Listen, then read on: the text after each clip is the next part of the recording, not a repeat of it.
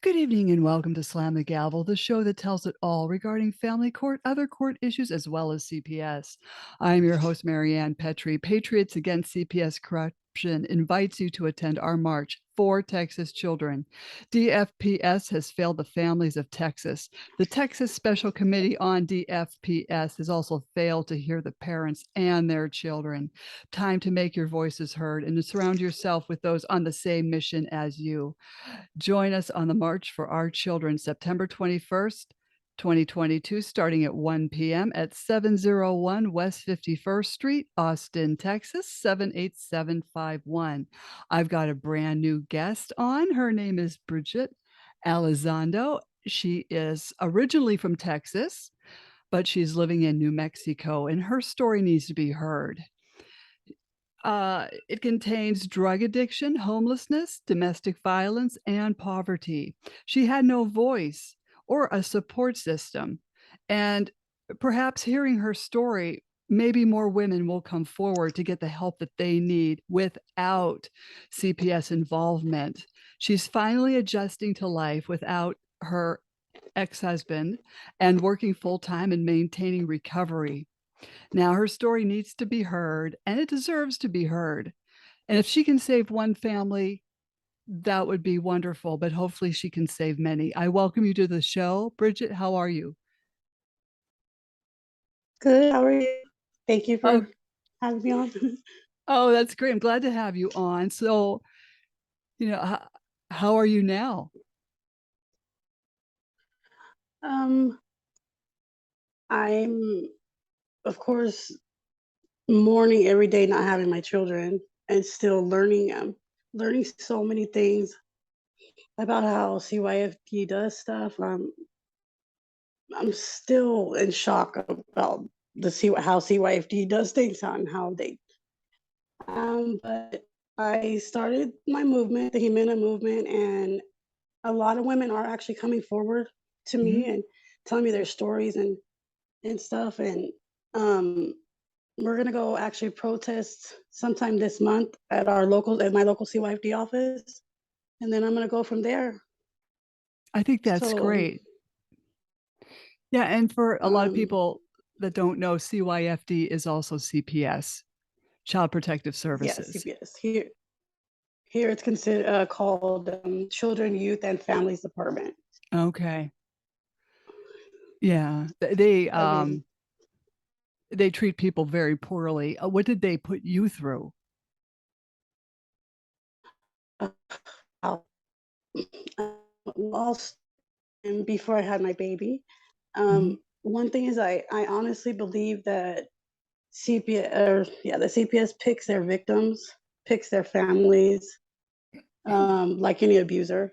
Mhm. They also they made they did everything they could to make sure that I never got my baby back first. That was their plan. I mean, I never got any of them back, but their plan from the beginning, when they saw me pregnant, their plan was never to return my baby, Jimena, back to me. Mm. Them and the CPS and the hospital worked together, to keep me from her. Um, we were in Deming, and I was about 7 months pregnant. I was beginning of my seventh month, and me and him were fighting. And my defense mechanism was to act like I was asleep, so he would leave me alone. Mhm. Well, he decided because he had hit me in the head with something, so I went to sleep. But he knew that I was fine. He knew that what I was doing. But so he decided to call 911, and on an open line, they heard us arguing, and they were able to pinpoint our location and come to where we were. We were homeless. We were in the desert in our suburban with me, him, and my four other kids. And when the ambulance and the police showed up, I pretended that I was in labor so that he wouldn't go to jail. So, Mhm. one less thing I had to worry about him getting mad at us for, and you know. Right. So I was taken to the ER, and I the doctor let me know that I had a condition called placenta previa, Mhm. and that she also has in Las Cruces, and for me to contact her when I got back to Las Cruces. Sorry. So I Mhm. contacted her, and 3 weeks later, I contacted her, went to a doctor's appointment, and she's like, "You have to have the baby right now. Your blood pressure's" it was like 220 over 111. Preeclampsia. And so I had my baby, emergency or not emergency, but a scheduled C-section. I was 20, I was like 29 or 30 weeks, right before I turned 8 months. She was born, she was 2 pounds. Aw. Um, well, but right after she was born, they took her and they didn't let us do skin to skin or anything. And I had I've had children before this, You're so I right. know how it works. And I had also had a baby. The baby I had before her, Nevaeh, was 3 pounds because I had preeclampsia. But I was not. The difference is I was not an addict back then, and the way they treated me because of my addiction, you know, they took the baby away. They said, "Well, Mhm. you can't breastfeed, and you can't do skin to skin because you have drugs in your system." You know, so which I later found out is I don't believe that's true. I Mhm. think or I'm still learning that, but I don't think that's just one of their ways to keep your baby from you. And so, of course, that made the bonding process harder Mhm. if you don't do that skin to skin and if you don't breastfeed. That is very important after you have your baby. Um, and then um, she goes to the NICU, and I don't get to see her for like 6 hours. And when I do get to, they're like, "Don't touch her," because of her room temp, the temperature and the way the room temperature is and your temperature. Some magnificent story they told me. So Mm. I didn't get to hold her for 2 weeks. Then they said that I was refusing to hold her, that I was refusing to bond with my baby. And I was like, "You're not letting me hold her." And then I had actually gotten sick. I had an infection inside the C-section scar tissue or something, Mhm. where I stayed most of the time in the hospital till she was about 2 months old in the hospital. And they put in one of the court reports that or later on they put in the court, when they had collected all the notes, it's actually a CYFD report. They put in Mhm. there that I had come into the hospital, the NICU, high on drugs and was sweating profusely. When actually it was I had 102 fever and I had that infection because I was in the Mhm. hospital when I went to see her. So how could I have went out and got high? Mhm. Um, and then about she was discharged on a Monday. I had went in a Saturday night, which actually became Sunday, to visit with her.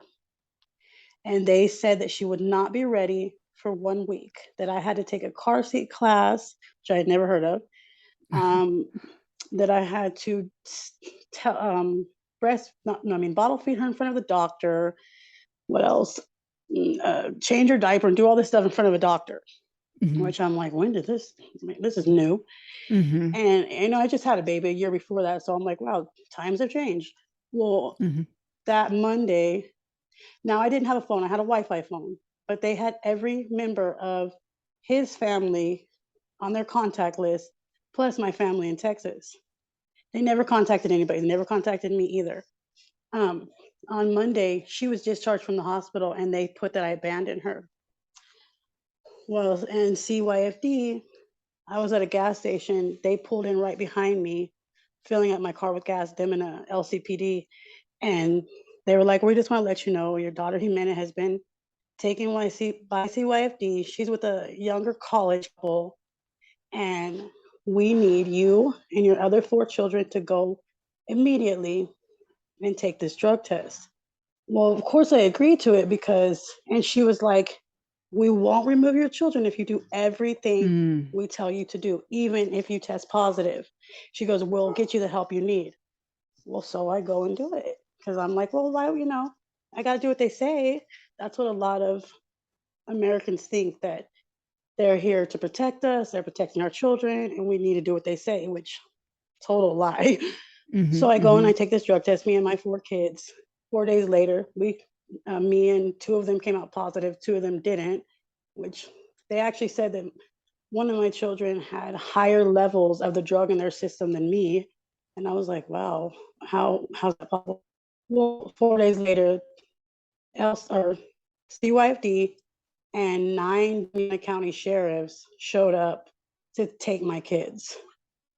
It was, I didn't know at the time why they always bring cops with them. Mhm. You think that they bring cops because you have to do this. They bring cops for intimidation, but I didn't Mhm. know that at the time. Um, so my kids were removed, and it was horrible. My oldest daughter was crying. I mean, it probably took them about 2 hours to actually remove my kids because they weren't letting go of their mama. Mhm. Well, so, weeks go by or whatever, he goes to jail, and I end up homeless. Like homeless on the Mm. streets, not homeless in a car. And my CPS worker at the time, because I've had 3 different workers, she kept stalling and stalling and stalling on putting me in, rehab and different things. She was like, "That's not my job." Any excuse. Ah. Well, at the time, I didn't know that they're on a 15 to 22-month time limit before they can terminate. Mhm. And my case started in November. It wasn't until of September of the next year that I got into a treatment facility. You know, and of course, this is the time of the COVID Mm. where everything's being paused, and drug court, that's what they call it, family drug court, it didn't start for 6 months. So all this time's going by, right? And I'm Mhm. not knowing, I'm thinking, well, they're just gonna I'm not really thinking about it at all, about the time limit or anything. I'm doing the little bit of stuff I can do. I'm putting myself in courses, and you know well, visitation stops and they start doing um, video visits. Well, how can you bond with a newborn on a Zoom visit? She doesn't know what's going on. She's usually taking a Mm. nap during these visits, right? Right. Right. Well, so they bring in a therapist named Holly Pass. She's an infant mental health therapist, and she puts it because it's coming up to the time where the COVID's slowing down, and they're going to start introducing visits again. And this has been like 9 months. Well, she puts in her report, even though now she's never observed me and Jimena interacting together. There never, no physical, and she never seen it on Zoom either. She puts in her report that based on what the foster mom and the PPW, the caseworker, says, that Jimena's frightened of me, terrified of me, that when she sees me, that it upsets her. And I mean, they wrote a very interesting report that she would recommend visitation stops between me and Jimena. Well, so I'm all so this sorry. stuff, and they did everything they could to make sure that me and this baby did not bond, Mhm. which me and her have now though. But even now, they're not letting me see her. Um, so well, during this time, I've gotten myself a place before rehab. I gotten myself a home. They didn't help me do anything. I got Mhm. myself a home. Um, I got myself an ID because that was one of the things listed on my case plan, was to get a home, get an ID, and to address my substance abuse. And I actually did graduate from the rehab. Well, so after I graduated the rehab in 2020, no, I think we did a court hearing in September and then December. And the last court report said, for that year, said, okay, Miss Elizondo has gotten her ID, she has secured stable housing, and she graduated from rehab. Well, then I had another court date in March. During that time, I gotten two more CYFD workers.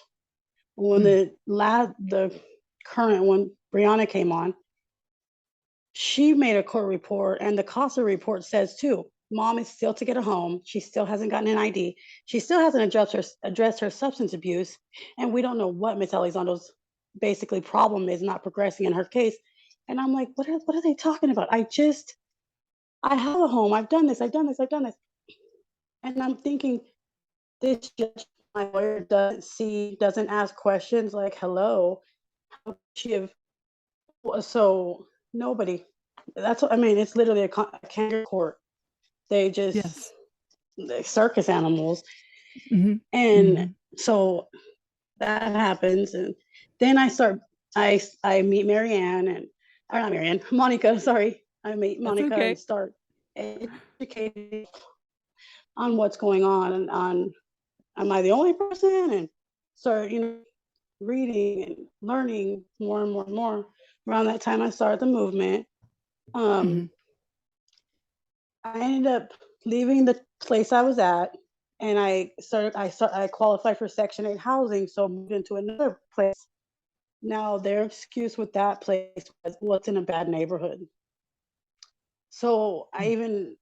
I even worked something out with housing, like another apartment. They put me in another apartment. Their excuse with that one was that the schools they were at weren't that they would have to move schools and it was detrimental to them. And I'm like, wow. Um, One of the last things that they did was my termination hearing was May 10th, May 9th or May Mhm. 10th, I believe.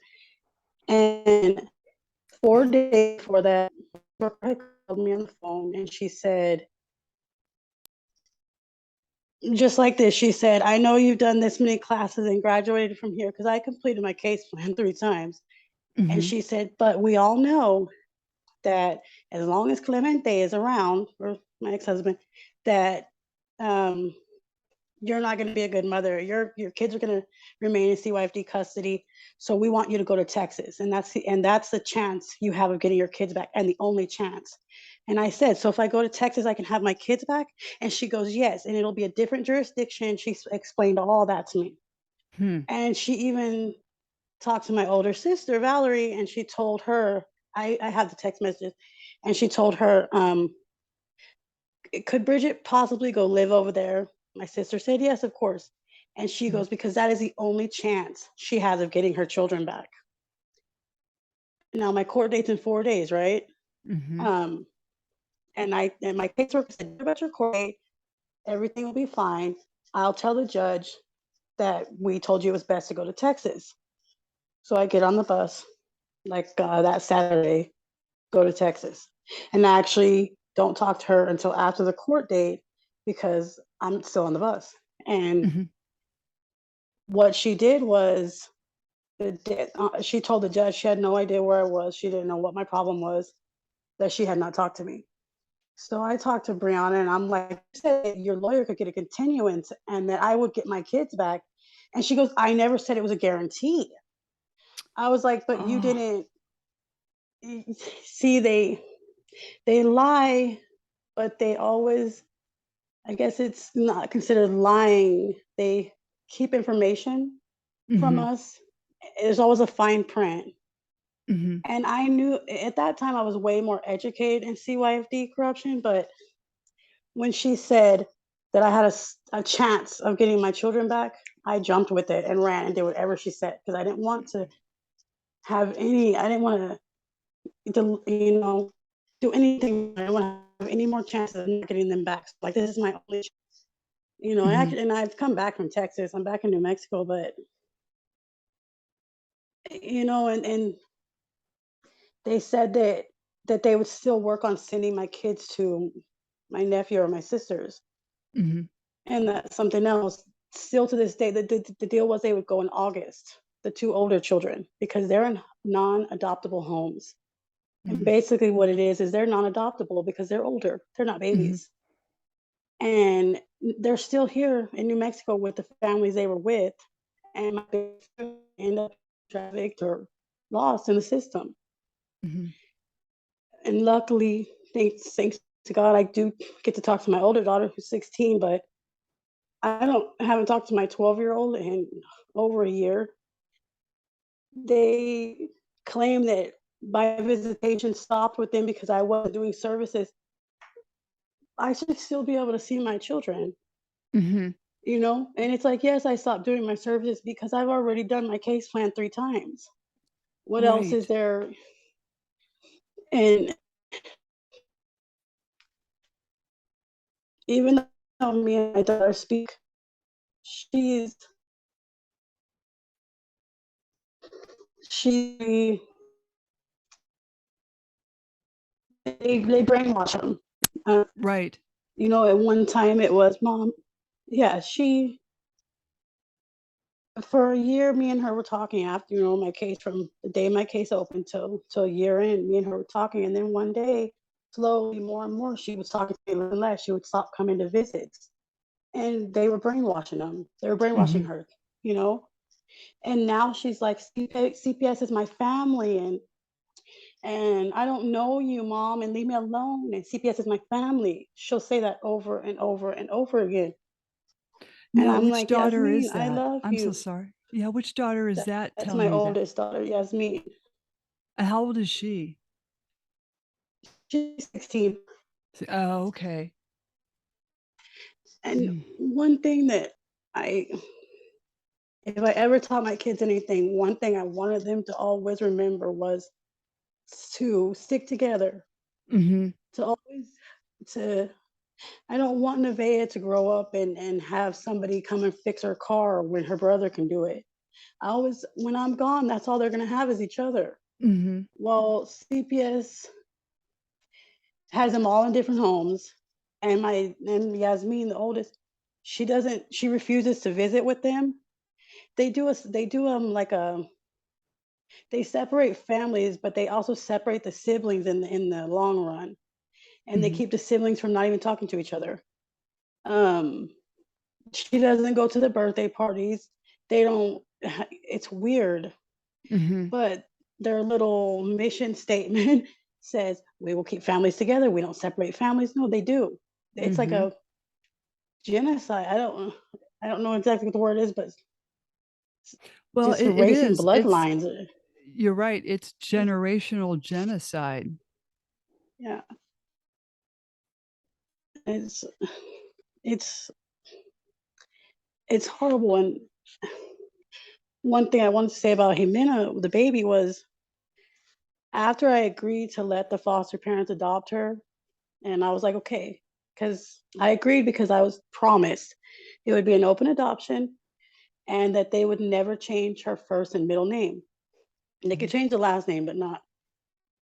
And if I agreed to never have her on social media, then they would agree to never change her first and middle name. Well, and we also made a verbal agreement to have visitation with or without CPS, that we were going to do this pretty much without CYFD involvement. Well, from me, I've come back from Texas or whatever.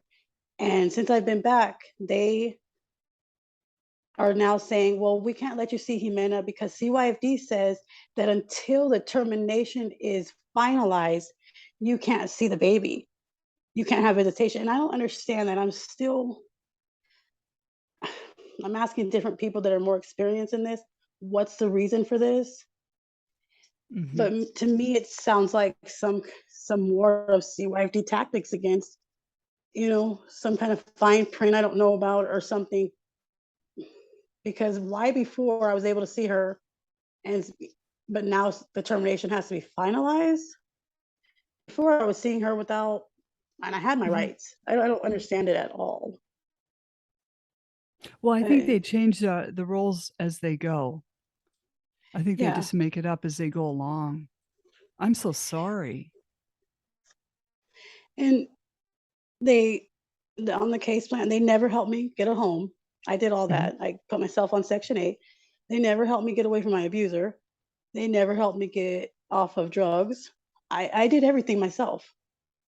Um, they did put me in rehab, um, where I actually did relapse at that time. But the second time, when I put myself into treatment and have Mhm. stayed clean, and the worst thing that they do to me is they say, well, we're gonna tell this addict if they want something that they better do this. It didn't make my addiction easier or didn't make me stop when they took my children. It actually made it worse Mhm. because I had more of a broken heart and had, you know what I mean? Because Mhm. it's a disease of the feelings. And the more they put it's, I wrote it on my Facebook page, but it's like an obstacle course they put us through where they know that the course is designed for us never to make it. It's designed for us to fail. Mhm. And what does the mom start believing? That maybe her child's better in foster care. That why can't she be as good as a foster mom? She doesn't know that this foster mom's not on this course. And she ends up signing her rights away or losing her rights, not knowing that we're on this course designed for us to fail. And something I love that CYFD does too is they, when you question them, but oh, are you still there? I'm here. Yes. Oh, I don't know what happened.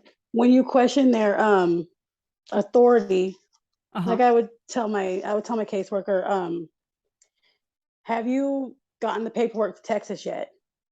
Instead of her answering me, she would go, how are you doing in Mm. your class? How are you doing with visitation? That's like the oldest. There was even on a Facebook post a couple days ago, there was even another CYFD worker saying, "I think we should all look in our heart and realize what we did wrong." That's like a tactic they use Oh, yes. instead of admitting what they do wrong. No, in fact, they did that to me as well. They wanted me to admit, child emotional abuse. It's like, Yeah. I'm not agreeing to that because it never happened. They build up a false narrative, and that's why I'm glad you're on the show because parents need to know that they're gonna be lied to, and they build up lies, Yes. eh, Yes. and they are a disgrace. Yes. And it's so sad. So many Americans still think that they're protecting us, that they're protecting our children, they're saving families. When uh, part of what I'm trying to do is to educate people, Mhm. educate the mom that's living in suburbia that has no idea what CPS even is, or Mhm. domestic violence or anything like that. Um, because just like with every other, like with marijuana, it had to become people had to get educated on why it was had been medicinal purposes. Mhm. Like before, it was, oh my god, you smoking weed? Oh my god, that's taboo. Mhm. You have to, I guess, make it popular, make Mhm. it make it something that if people know what CYFD is doing, they're less, they're more likely to help it abolished. Mhm. For lawmakers to change the laws or to even reform it, which I don't think it can be reformed, but I Mm-mm. mean, it can. I think I think we the people can Mhm. handle our own kids. You Mhm. know, moms out there, they're not your grandma that want to help. A young girl, baby, or not. Mhm. DPS doesn't always have to be involved. And there's Mhm. so many people that think, oh my god, I need to call CPS on somebody. Oh, you just put that child in danger. Mhm. Right. Right. People don't know they're sitting ducks either.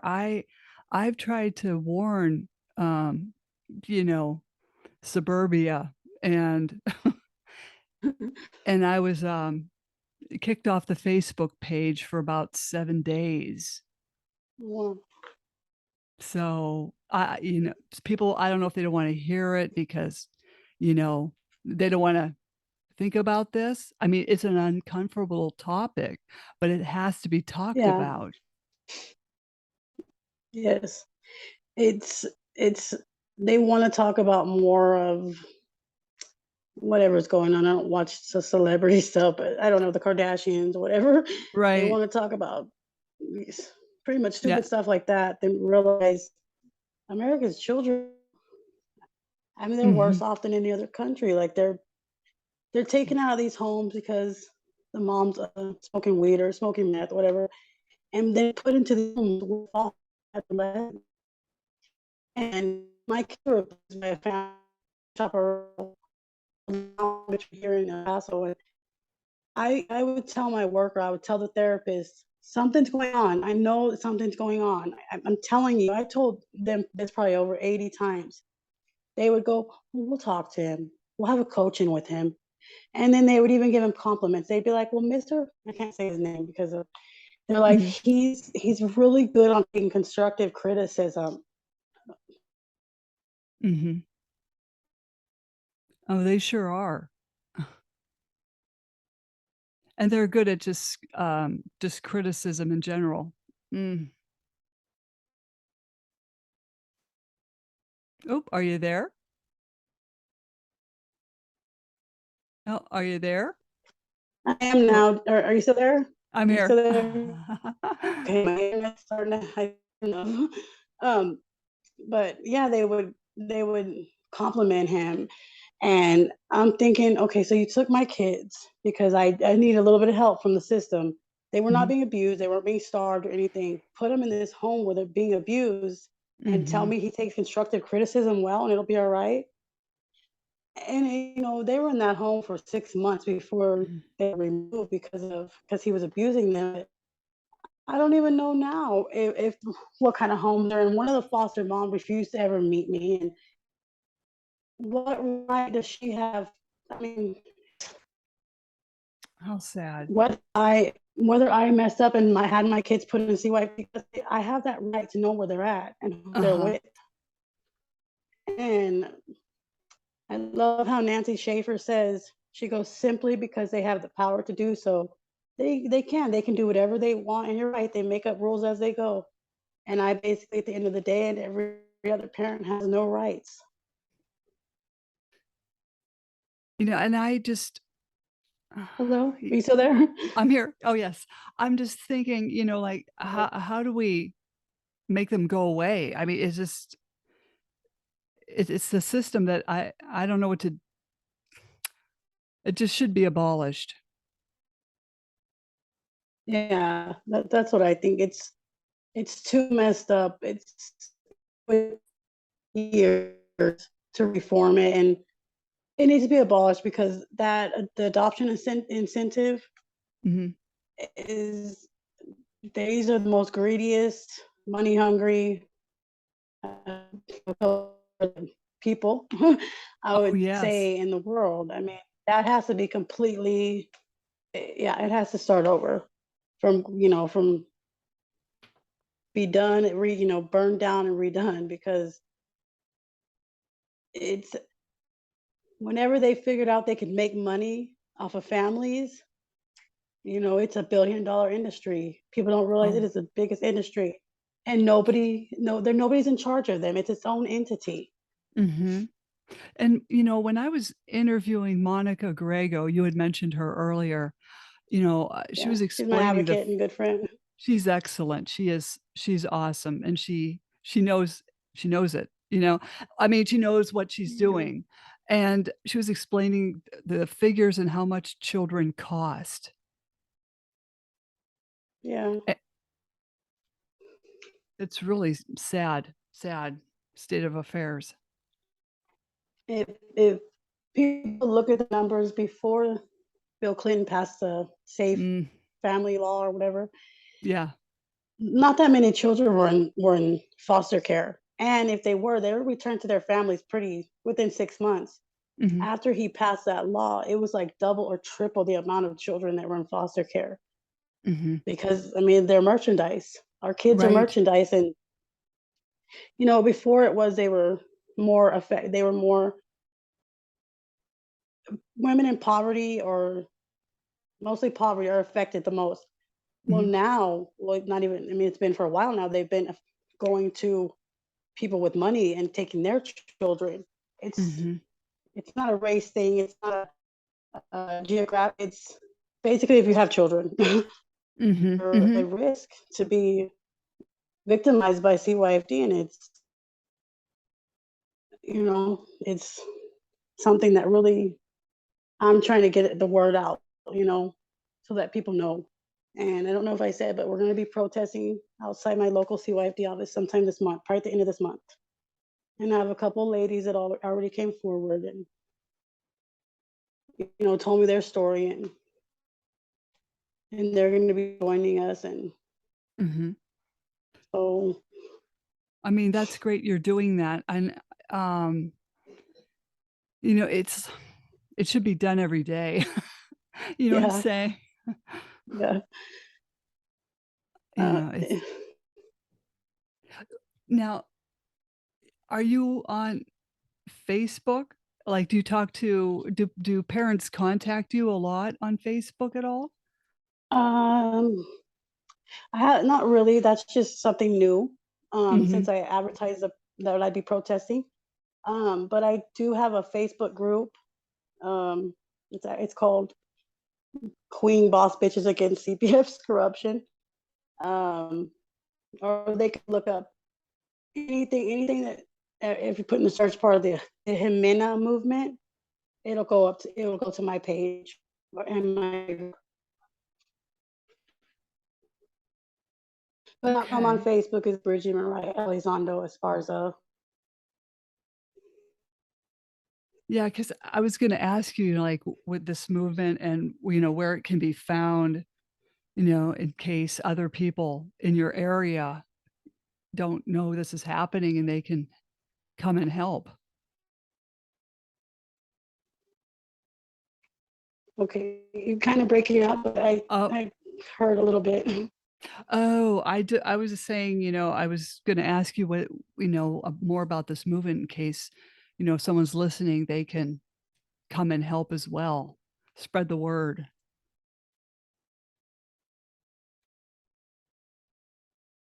Oh, are you there? Are you there? Hello, hello? Okay, I'm back. Okay. Are you still there? Okay. I didn't hear anything you said. Oh, I was just saying hello, hello. So, Oh, no, the yeah. last thing you said. Oh, I was just saying about where you can be found and if people want Okay. to join in on this. Like, let me ask you this. How how many times will you be, going in front of that CYDF office protesting? How many times do I pass by it Or or how many what? times do you think you will be protesting in front of it? Oh, my plan was to go to Santa Fe after this, but Uh-huh. I thought, you know what? I think I should stay here and do this one, the local CYFD, and then another building called FYI that they're part Mhm. of. Mm. Um, that's actually the place where they put older kids. They're Mm. the little group home for older kids that they can't find placement for. So I was thinking about going over there and maybe doing the CYFD office a couple That's more a good times, idea. Yes. No, and that's a g moving on to Albuquerque Mhm. main office is. And then Right. Albuquerque is where Monica is, and they have several offices because Las Cruces isn't that big. It's only about 200,000 people. Mhm. New Mexico's not that big, but Yeah, that's I'm glad you're doing this. I really, thank you for doing this because it brings awareness, and a lot of people don't realize the games CPS is playing with yes, parents' emotions, their bonds with their children, the yes, amendments that they are breaking over and over again.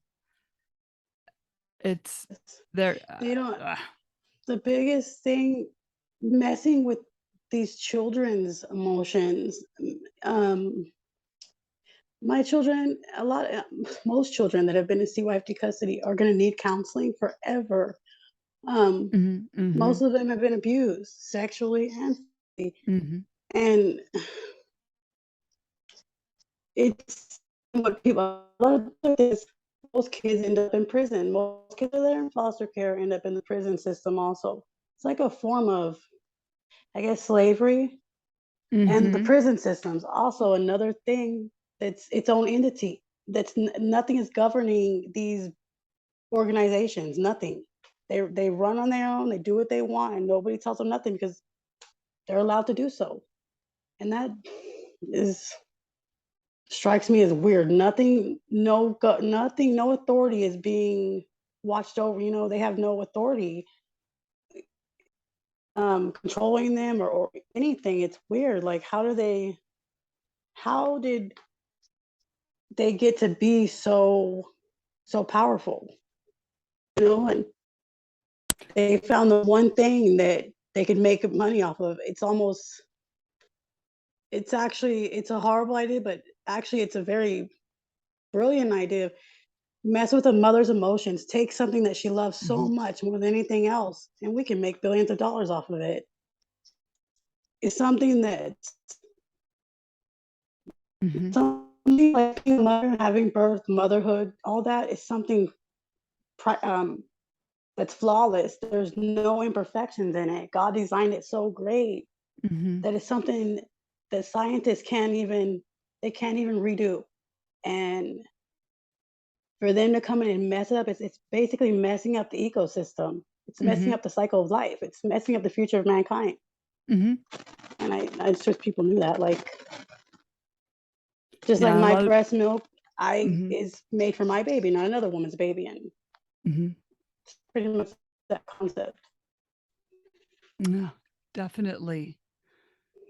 Um, can people reach you by your email too if they wanna contact you? Say that one more time.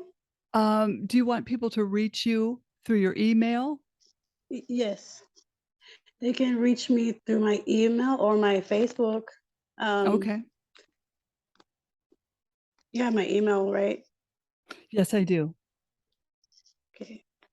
And So, yeah. my Facebook is, yeah, my Facebook and all that. So yeah. Okay. And, is there anything else you'd like to add? Or oh, we got a bad connection. Is there anything else you'd like to add? Maybe not with this connection. Yeah. That was all. But just hope I said everything I want to say. Can you hear me? Yes. No. Okay. Um, I just want women to know, especially here in New Mexico, so which was my way out of New Mexico,